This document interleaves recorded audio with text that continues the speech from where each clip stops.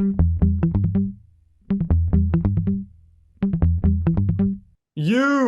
know, right. The podcast that uncovers the origin stories of some of the biggest names in sports, media, and entertainment.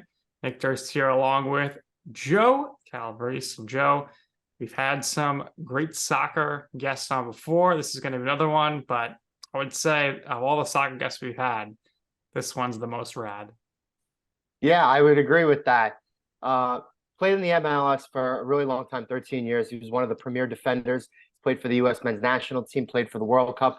Does a lot of soccer media here in the States, works with CBS Sports and Fox Sports. And he has his own YouTube channel, the Jimmy Conrad. So we would like to welcome Jimmy Conrad.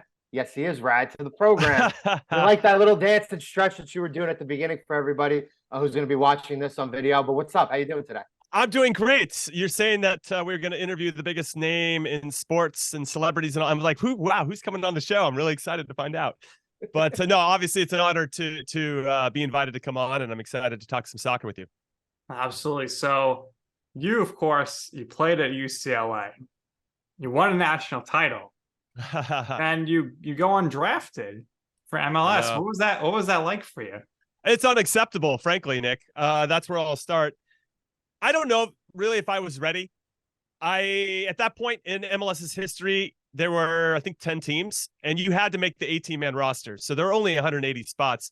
And if you look back to the DC United teams at that point, the ones that were winning those early championships, every single starter on that DC United team played for their national team. So you can't say that anymore, right? I mean, I don't want to say we've diluted the talent pool, but when you add more teams, now you maybe have 4 or 5 guys that represent their national teams that are in the starting 11. So that's just a really significant difference to what it once was.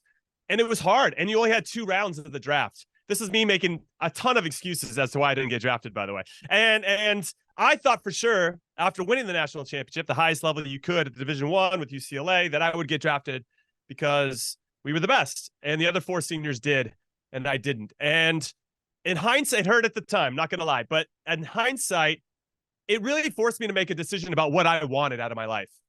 Is this the path that I actually want to go on? Am I willing to sacrifice and suffer to achieve that? It's something I didn't even know I was capable of doing yet. So if I had to navigate the high seas of lower division soccer is where I'm going here. And as much as I started training with the Galaxy a little bit. So I got a taste of what that level looked like, and to be around Robin Fraser, who was there at the time, Greg Vanney, Dan Calichman, who are still friends, and obviously they're coaching now in MLS, and they were players. You have Mauricio Cienfuegos, you have so many guys. Edward Hurtado, El Tonke was there, right? So I got to go up against El Tonke as the big, young, dumb defender, and had to learn how to get better at the skill and the craft of being a top defender. So all those were really valuable lessons, but they had no room for me on the roster, so I had to go down to lower division soccer, played in San Diego.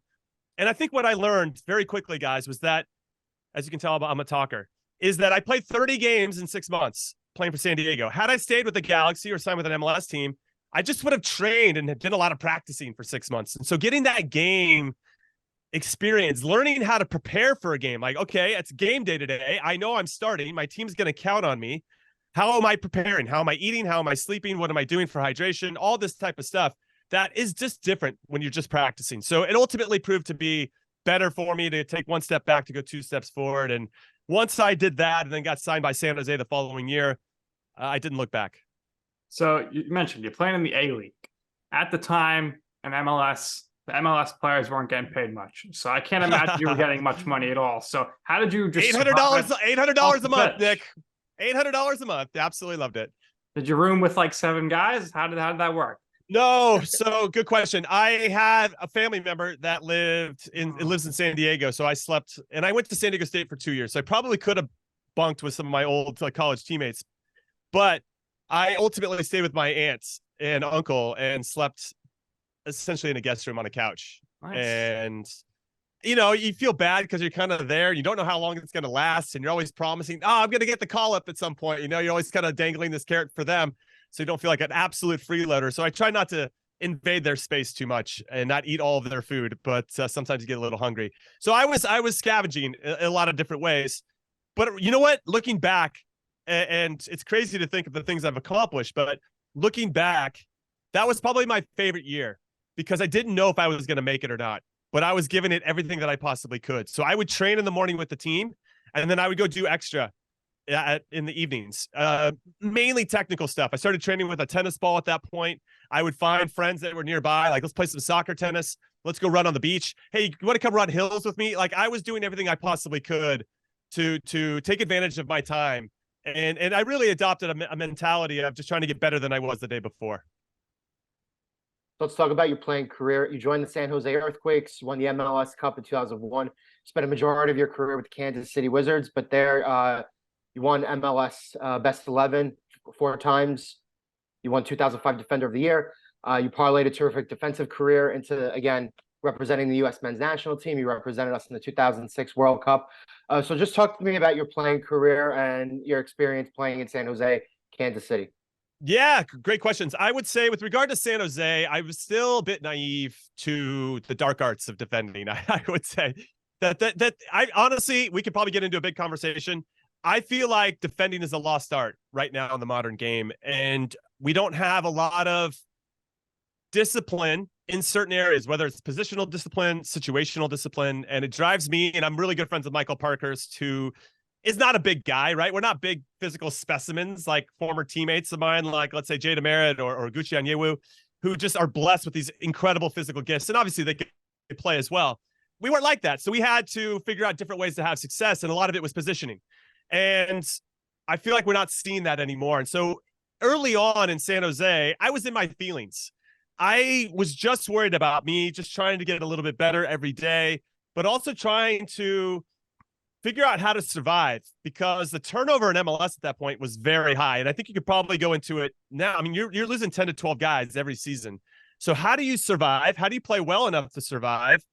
And in some ways, how do you not make too much money so that you're not the first name on the sheet that they're going to cut at the end of the year so they can bring in somebody else? I mean, there's so many different areas of things you have to think about. Also, performance, right? So it was an interesting time. And when we won MLS Cup, I was 23. So let me say it like this. In 2000, we were the worst team in the league. 2001, we won it. Now, we won the Landon Donovan sweepstakes. He came back from Germany at that point. We had traded for Jeff Agus, so we got some stability in the middle of midfield. And we had a lot of younger guys that were now entering into our third year. And Frank Yallop, it was his first year as coach. Dom Kinnear was his first year as coach as an assistant. We just had a nice collection of guys. And then you bring in grizzled veterans like Ronnie Eklund, who's so steady in his performance, Manny Lagos, and then Dwayne De Rosario is ready to take that next step in his. I mean, we were stacked when you look back on it. But at that time, we just didn't know. And once we won it in 2001, at age 23, honestly, guys, I thought I was going to win like 18 MLS Cups in my career. I thought, oh, God, I got one in 23. I didn't win another one. I went to one more final. We got absolutely hosed by the referees, and we lost to DC United. That's a longer story. We don't need to get into that. But unless you want to, and then you're going to really trigger me. But when I got to Kansas City, that's when things changed. Now, when I was in San Jose, I played left back. I played center back. We played a back three. I was on the right. I was on the left. I'm never in the middle. I played right back. When we won MLS Cup, I started at right back. I was a little bit all over the place. And when I went to Kansas City my first year, we played a back three under Bob Gansler, and he had me as one of the markers. Now, I'll tell you, it's pretty insulting if you really like defending. Basically, it's what they call old school college coaches will do. They'll put you in a 3-5-2, and if you're one of the outside guys in the three, they'll be like, yeah, you're just marking the other forward. That's it. That's your job. Just don't let them score. And it just felt like grunt work. And it felt at that point, maybe I'm a bit of an elitist right now, but it just felt like I was capable of more than that. And when Preki was at league MVP in 2003 for us in Kansas City. He was sick. That guy's amazing. He broke his leg in the preseason of 2004, and we had to change everything. We went from a back three to a back four, and that's when the rocket fuel took off, because I was in my best position. I was of an age where I was ready to do more and take on more responsibility, and I understood how to not only elevate my game, but the players around me. And then you start to see me go up for Defenders of the Year, MLS Best 11, and push into the national team, and it just took off from there. So once I finally got into my best position, I was at the right age and ready to go. That's when everything started to change for me on a much bigger level. So you mentioned it before, DC United, they're the best team back then. Peters. So when you guys were playing at that time, were you guys getting up to play them? Like, did you want to say, there's a 14-year-old kid in this team, Freddie Adu, we're going to get up and show him who's boss, And also, how much just has MLS changed from the late 90s when you played to now, where it's expanding, there's a new team every year? And what do you think of the pros and cons of where it is now versus where it was? Yeah, great question. I'm going to go with the Freddie Adu question first. We played DC United in the final, Kansas City, 2004. What's crazy about that 2004 team for us was that we won Open Cup, so we had one of the 3 trophies you can win. We had tied for points for the Supporters Shield, which is the team with the best regular season record. But somebody else, I forgot who it was, they had scored more goals than us. They had won the tiebreaker because they scored 2 more goals than we did. That sucks. And then we go to the MLS Cup final. We're up 1-0, and we ended up giving up 3 goals in 15 minutes and end up making it 3-2. I mean, we're what, 3 goals away from being the first treble winner in MLS history? It would have been insane, right? So we were really, really good. And really, I think, if anything, we had an identity. And it hurt to lose to Freddie Adu. He didn't have much impact in that game at all, but that was his first professional year. And the way that we lost, right? We were so good defensively. We had the best defensive record. And this is, I think, the curse. This was the kiss of death for us, was that we won a lot of games 1-0 that season. And we scored 3 minutes into that game, 3 or 4 minutes into the game. So when you're a team that likes to win 1-0, when you got 86 minutes left to hold on to a 1-0 lead, it just kind of changed. We're like, oh, wow. That's a lot of time to try to hold on to a lead, and we were just somewhat unfamiliar territory there. We made a couple mistakes. We gave up an own goal, and it just kind of fell apart. And we still had a chance to maybe get the result. I'm not bitter at all, boys. It's not just fresh in my mind all the time, but it was a good learning experience for us, and I think we were so close to recognizing the greatness that we had in our team. Now, with regard to what's happening now to back then, I already mentioned it before. When you think about those old DC United teams, honestly stacked with national team players in the starting 11. I think what you're seeing now is, okay, you might not have as much of national team starters in each particular MLS team, but the depth is getting better. The professionalism is infinitely better. Like when I was in San Jose, we'd have to change in this little rinky-dink locker room and then drive 30 minutes to this youth soccer field to go practice. And then you didn't want to drive all the way back to San Jose State. So you took off all your clothes, and you either had to put them in your trunk and go wash them yourself, or put them in a bag and leave them for the equipment manager, who probably hated us. And then he would take it all back and do the laundry for you. And it was a mess, right? So that's just one of many, many, many, many stories of where things have improved, and how the players are being treated, and even how the fields are being taken care of, and the state. I mean, there's so many little nuances and details that have improved. It's really incredible, and it's fun to watch, and I'm so proud of where it's come and how much farther it has to go. Obviously, there's some areas that can still improve, but with regard to talent, it just was really hard to make a team. And right now, I think they give you more opportunities than ever to if you're good enough, that you're probably going to get a look. And I can't say that was necessarily the case back in the day. I actually think, well, the big conversation to have is, was it easier to make an MLS team back then, or was it easier to make an MLS team now? And of course, I'm a little biased because I came through the system before, but I just think there just wasn't enough roster spots and not enough teams.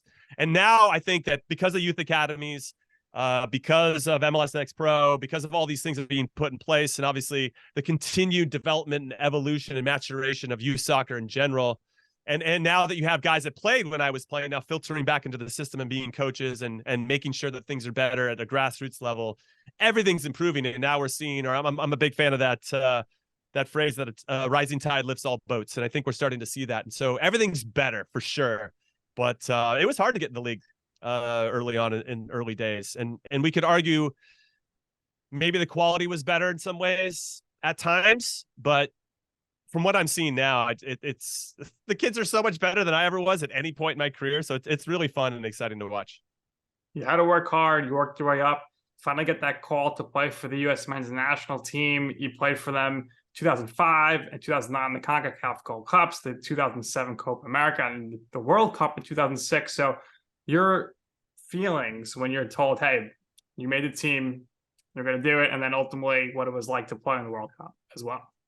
Yeah. So, you let me say it like this. In 2005, I got my first call. I had been patiently waiting for Bruce Arena to even look in my direction for years and years and years.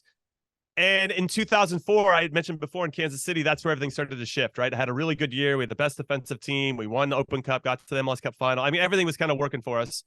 And I was a big reason as to why that was happening. And I still couldn't get a call up. That's when the players are going out on strike. And all of a sudden, Bruce Arena calls me and asks me to be a scab, ultimately, to come in. And I said I couldn't do it. That's not why I wanted to get called into the national team. I wanted it to be based on merit. So they resolved that. So January camp in 2005 is still on. And the only reason I got called in was because Danny Califf decided to not come into camp and go over to Europe to try to play in Denmark or wherever he ended up. So I actually owe Danny Califf a great deal for my success. Appreciate you, Danny. And so I got into that camp and I realized quite quickly that this is my moment. I have to prove that I'm better than all the people they're calling in. Obviously, I'm not going to displace Eddie Popes to the world and love Eddie Pope and those types of guys. But can I be the next tier? Can I be a guy that they can rely on no matter what the situation? Always have good energy, good enthusiasm, ready for anything, and can solve problems when I get on the field. And I did that. And I really stood out over those 3 weeks. I was really proud of myself. Made the first World Cup qualifier roster. I was part of the 23, but I wasn't in the 18. It was a good experience. We were down in Trinidad, and that's in the middle of Eddie Johnson scoring like 18,000 goals in a row and got a big contract himself. And so that was a little bit of a taste of, okay, I'm right there. How do I maintain that? And then I got called into the Gold Cup in 2005. I was the only player to play in all 6 games, and we ended up winning in penalties over Panama in the final. And I knew that tournament for me in particular was important because that was as close as we're going to get to a World Cup competition. You have a group stage. How are you going to prepare? How do you fit in with the group? So I knew that I wasn't going to go in there and most likely be a starter. So you have to approach it different. Okay, how can I fit into what Bruce Arena and coaching staff are looking for? And so, again, I tried to make myself indispensable. Not that I'm like going out there and getting people water and giving like massages to other guys, but I'm trying to be as open and friendly and hardworking as possible. And again, when you put me out on the field, you're trusting me to do a job, and I follow through on that trust. And I can't tell you how important that is for a coach to know that you have players in your team that are reliable. And so I just tried to be Mr. Reliable. So there's 2 days between games. I played the first game against Cuba. We were down 1-0. Boys, let me tell you, I thought, holy crap, my national team debut, and I'm down 1-0 to Cuba. This is not going well. But thankfully, it's Clint Dempsey's debut as well. He ended up scoring right before half, and then we cruised in the second half. We wore him down. So that was good. The next game, we played Canada 2 days later, and it was a completely different team. And Eddie Pope or someone else got a little bit of a hamstring strain or something, and I popped in. I played the second half. And I was tired, right? I mean, you play 2 days before, but I knew that was a big moment for me to be able to be trusted upon in any situation. And I followed through on that trust. So now let's just fast forward. I'm part of a lot of games, and most people weren't thinking I was going to be included, right? I was a bubble guy, and I was playing solid all the way through, both club and country. Maybe my game against Germany wasn't as great. We had a friendly against them in March. Anyway, we don't have to get into that. But that said, I ultimately, when I got named, and I'm saying this is a really long answer to say that I was walking on clouds when I got named to the team. I could not believe it. Is the biggest middle finger to everybody I got told that I wasn't good enough to play in college. I got told to my face that I would never be a pro. I mean, I have all these big chips on my shoulders. So when that happens, they can't ever take that away from you. Nobody can ever say that you weren't. It's the most satisfying feeling of all time. Now, at that moment, I wasn't thinking that. I wasn't in my bitter mode or like the FU mode, but I was just walking in dreamland. And I can still remember my wife and I, like, what do we do? So we walked in. I don't drink very often, so we went and just had a glass of wine and got after it. Now, what's crazy, just an addendum to this, is that once you get named, not to say that wears off, but it kind of wears off. And then you realize, hey, I'm busting my ass here because the pre-World Cup camps are insanely tough. It'd be kind of cool to say that I got to play in the World Cup, right? So now there becomes a different distinction, and thankfully I had that opportunity. So no thinking here from your perspective. Who do you think is the best U.S. American-born soccer player of all time? And what we're seeing from Christian Pulisic right now, immediately making an impact with AC Milan and what he's done previously overseas now, coming off that 2022 World Cup run, heading into 2026. His name's got to be up there. But Landon Donovan, a lot of great names. Who comes to mind for you as the best? No thinking. Well, yeah, no thinking. That's impossible, Joe. No thinking. Oh man. I mean, I think Pulisic at the end of the day will definitely be in the conversation. it's going to be an era thing, just like we have with the U.S. women. Mia Hamm, is she Abby Wambach, Alex Morgan? They're all kind of different styles of players, but they should be in the conversation as some of the best we've ever produced. I mean, Sophia Smith could punch in there. Kat Macario gets healthy. I mean, we have so many. I don't know. Don't forget the goalies. The goalkeeper. I try to leave them out, but the goalkeepers are they're in their own category, frankly, and they're also crazy bastards. So they should be in their own category. Come on, go with your teammate. Well, yes, of course. I mean, there's something. Landon Donovan, I'll say this: the guy made the most incredible off the ball runs. I remember playing against him in an MLS game, and he made this run off my shoulder. His timing was chef's kiss, right? It was so good, but he just wasn't surrounded by players that can make the pass. So I laughed at him like, man, if you had players, I said this to him, if you had players that actually make that pass, you probably had 3 goals this game, And I think he was underappreciated in that sense. His timing, his off the ball movement. When I think about Clint Dempsey, Clint is a little bit more like, give me the ball. I'm going to put the team on my back and I'm going to do something. I'm going to make something happen. Not to say that Landon didn't have that in him, but there was a little bit more swagger, I think, to Clint's game. And that we're all drawn to that a little bit. Whereas I think at times, not that Landon, I shied away from that, but I just think that that wasn't what he was looking for. Everybody plays the game for a reason, right? And Clint played with a chip on his shoulder, and Landon played for different reasons. And I think they're both respectable, motivations, but it's interesting. Also, I got to throw the name DeMarcus Beasley in the mix too, because Bees is a really special player, and he has played for so long, and his longevity and his consistency over his career. I really love Bees as a human and then as a player as well. And I always get a little disappointed when he's not thrown into the conversation, because when Landon got the golden ball at the U17s or the Olympics or whatever, DeMarcus got the silver ball. It wasn't like he was always just kind of right below Landon and played at the same time. And it's a little bit of a shame he's not in the conversation a little bit more. So shout out to Bees here. But yeah, I mean, we had a lot of special players along the way. But yeah, of course, Clint and Landon are going to stand out because they got the numbers as well. So the decision to retire is never easy. However, you found it easier in your post-playing career to be able to give back to the game. Getting into coaching, working as a broadcaster here, working for CBS Sports. You did some World Cup stuff here recently for Fox Sports, working as an AT&T ambassador and a host for EA Sports. It's in the game. So just explain how you've been able to give back, especially to American soccer, because again, the game is still growing in this country, even to this day. It's boomed over here the last 2 to 3 decades in a very special way. So how special it is to be able to give back to the game in that way after playing. Oh, it's incredible. I feel like I am very grateful ultimately that I have this opportunity, that there's a platform for crazy bastards like me. I said that about goalkeepers, but I probably fall into that category as well, to continue to be passionate, enthusiastic about the game. What I'll say is, when I was still playing, and this really helped me make that transition from playing to getting into media, I wrote an article, once a month column, let's say, for Sports Illustrated. Garth Lagerwey, of all people, when he was still playing, started first. And he highly educated, super smart Garth Lagerwey, law school, all. I don't have any of that because I didn't even graduate college. So I can't even compare myself to Garth. But he started this column on Sports Illustrated, and then when he was done with it and starting to transition into his next career, I had written this email when I was playing in Poland. I went on loan to play for Lech Poznan for about 4 or 5 months, and I was so done with the archaic Stone Age Wi-Fi that they had there, where it'd take like 20 minutes to send one email. Like you'd hit send, and it'd take 20 minutes to go through.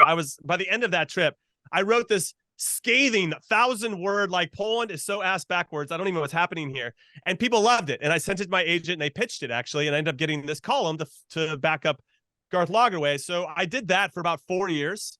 And then once that ended, I went and did the same for ESPN. Now, I bring this up, and I had a radio show when I was in Kansas City as well, which was very hard because every Wednesday night I would go live on location at a bar/restaurant in Kansas City. And if we didn't play well, I had to face the music of the fans. The fans would be like 5 feet away from me going like, why did we lose tonight?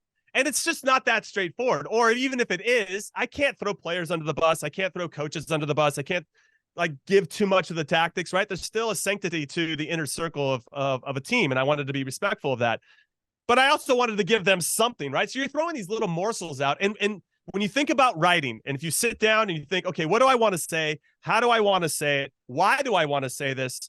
You start to cultivate an identity of who you are, your voice. Ultimately, you find your inner voice and how you want to project your enthusiasm and passion, especially for this game. And so that really helped me. So when I made the transition into TV, and I did Fox Sports initially, like MLS Game of the Week with Eric Winalda and Christopher Sullivan, and for all you OGs out there that remember that show, I did that for a couple months. And then this opportunity came to do new media stuff where YouTube put $100 million into 100 channels. And one of them was called Kick TV. And I ended up being one of the faces of Kick TV. And we got to 1 million subscribers in 3.5 years. I'll say this, if Kick TV is still around, we'd be up to 10, 15 million subscribers for sure. And I think MLS Copa 90 did a terrible, terrible job of they should have propped that up and given it more support than they did, because it could be a major, major tool for them to get the word out about how special the league is and can be. So anyway, that's a sidebar, but ultimately, to answer your question, because I had already found my voice while I was still playing, it made it really easy for me to find it when I was done.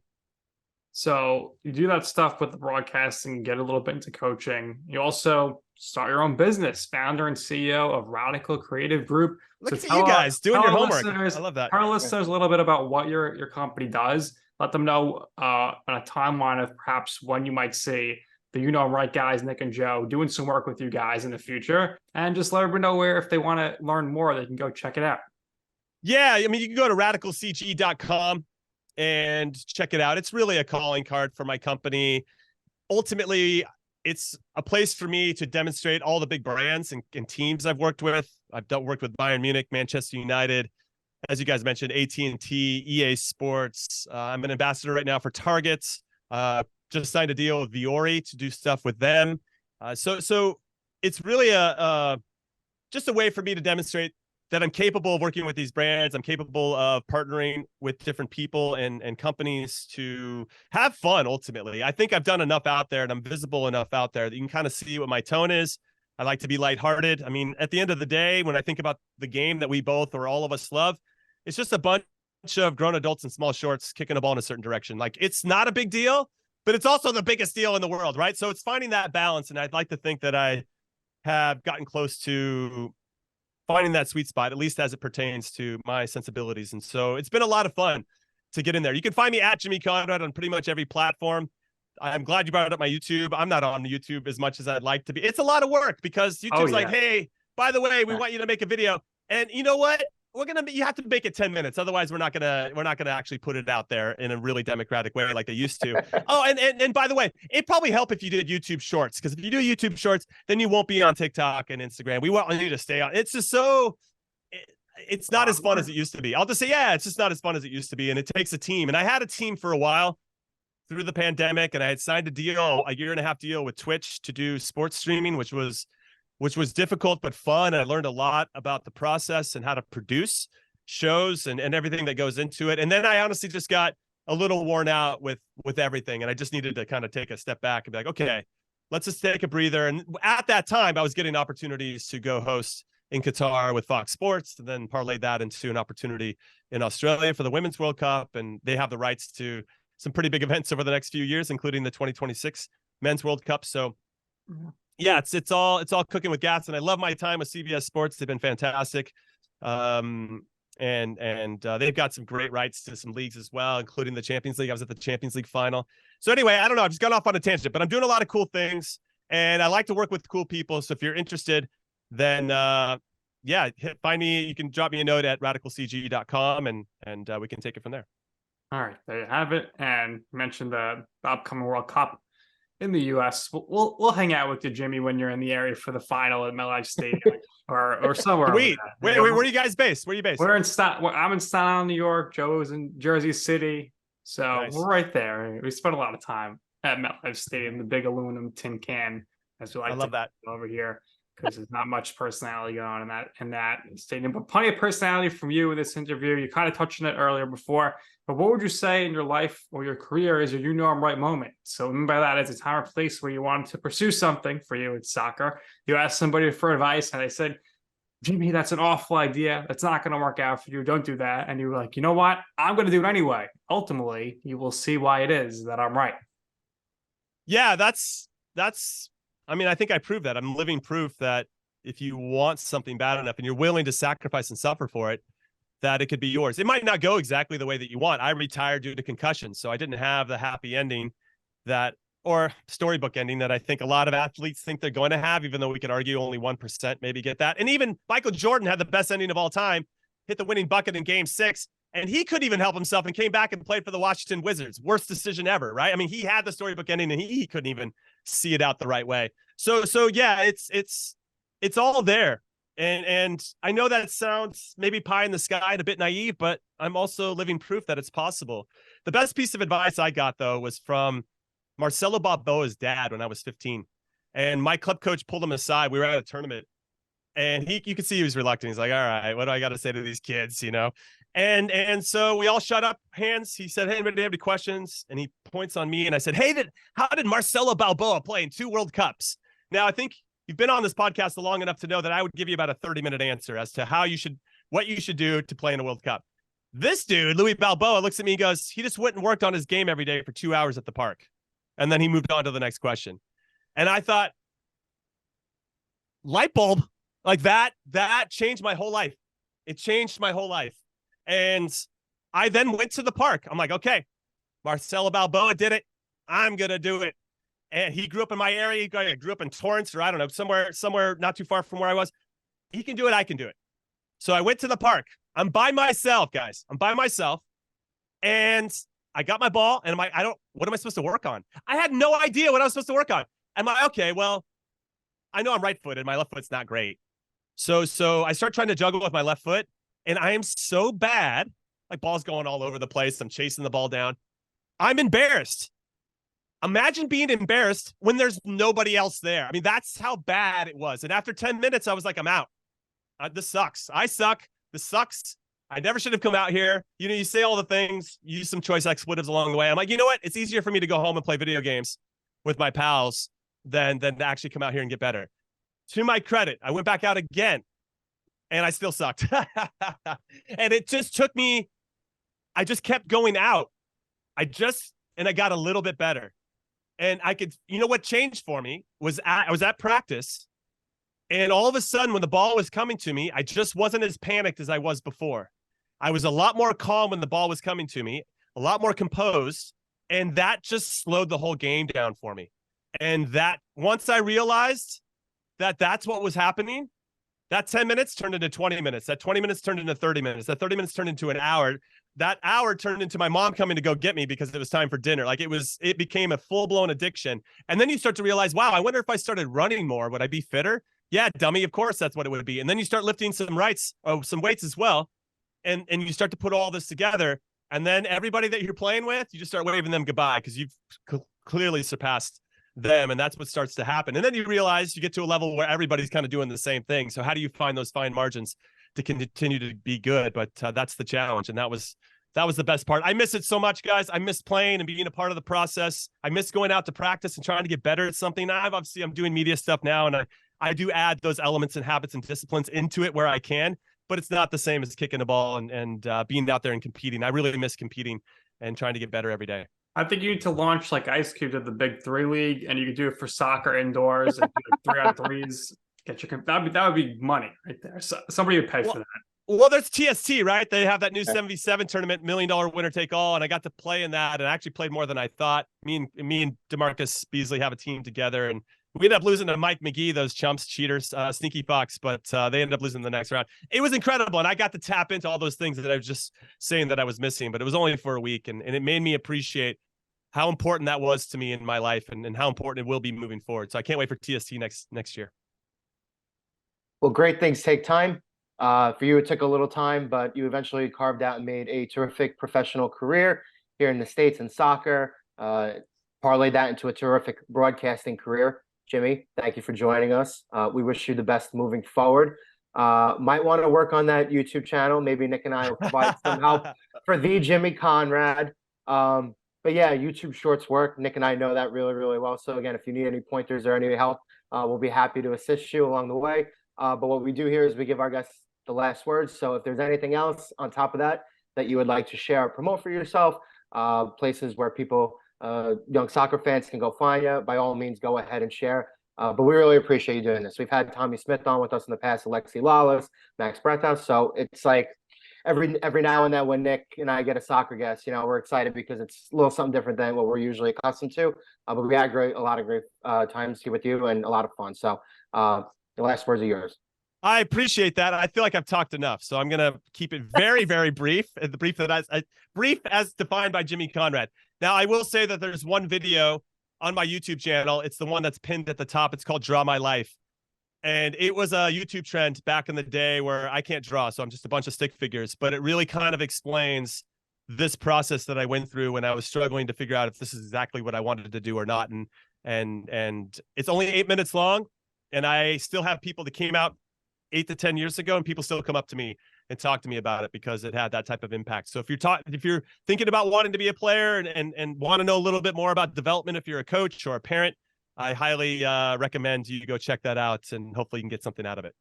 All right. Thanks, Jimmy. We appreciate your time here. And that's going to do it here for this episode of You Know 'Em Right. For our very special guest, Jimmy Conrad, my co-host, Joe Calabrese. I'm Nick Durst, and this has been You Know 'Em Right.